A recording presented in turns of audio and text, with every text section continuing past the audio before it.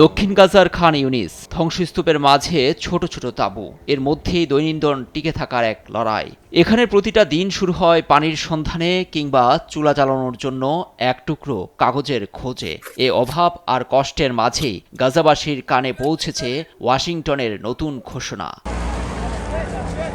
Donald ট্রাম্পের নেতৃত্বে গঠিত হতে যাচ্ছে বোর্ড অব পিস নামে এক আন্তর্জাতিক পরিচালনা পর্ষদ, যা তদারকি করবে গাজার আগামী দিনের শাসন ব্যবস্থা। হোয়াইট হাউসের এ ঘোষণা গাজার তাঁবুগুলোতে ছড়িয়ে দিয়েছে মিশ্র এক অনুভূতি। আকিজ নিয়ে এলো বিশ্বমানের বেবি ডায়াপার মাম্মাম, কটনে সফট ম্যাটেরিয়াল, বাবুকে দেবে র্যাশ ফ্রি সুপার কমফোর্ট।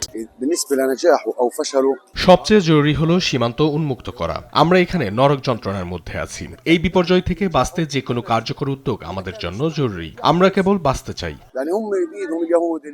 তবে এই আশা সবার চোখে নেই। অনেকেই মনে করছেন প্রশাসনিক সাহায্যের আড়ালে এ বোর্ড ফিলিস্তিনিদের উপর দীর্ঘমেয়াদী নিয়ন্ত্রণ আরোপের একটি কৌশল হতে পারে। গাজার সাধারণ মানুষের কাছে এখন বড় প্রশ্ন, কবে সীমান্ত খুলবে আর কবে তাদের জীবন স্বাভাবিক হবে।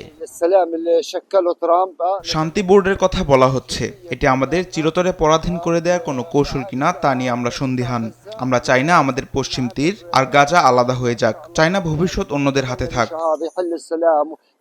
ট্রাম্পের এ বোর্ড অব পিস কি সত্যিই গাজার পুনর্গঠন নিশ্চিত করবে, নাকি এটি নতুন কোনো রাজনৈতিক সমীকরণের সূচনা? সেই উত্তর খুঁজছে এখন গাজাবাসী। নিউজ ডেস্ক, দেশ টিভি।